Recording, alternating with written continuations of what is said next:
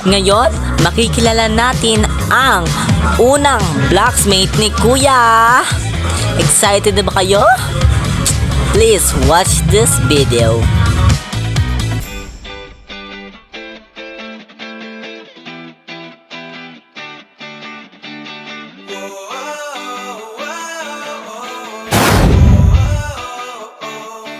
Maayong adlaw, ako si Shuben Tratadikal sa Queen City of the South Cebu.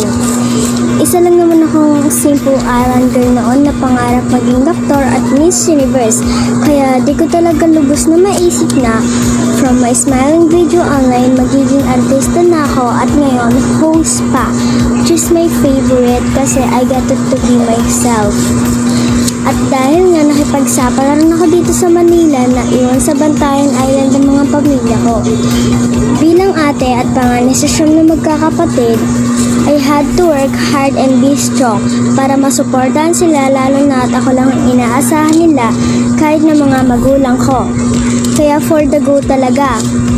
Kahit mahirap dahil alam kong one day worth it din ang lahat, kaya ready na ako sa mga days na araw ko sa bahay ni Kuya. Ako pala si Shuben Trata, ang island ate ng Cebu. Nakilala nyo na nga ang unang blacksmith ni Kuya. Ano kaya ang naghihintay sa kanya sa pagpasok niya sa bahay ni Kuya? Abangan niya sa mga susunod na araw.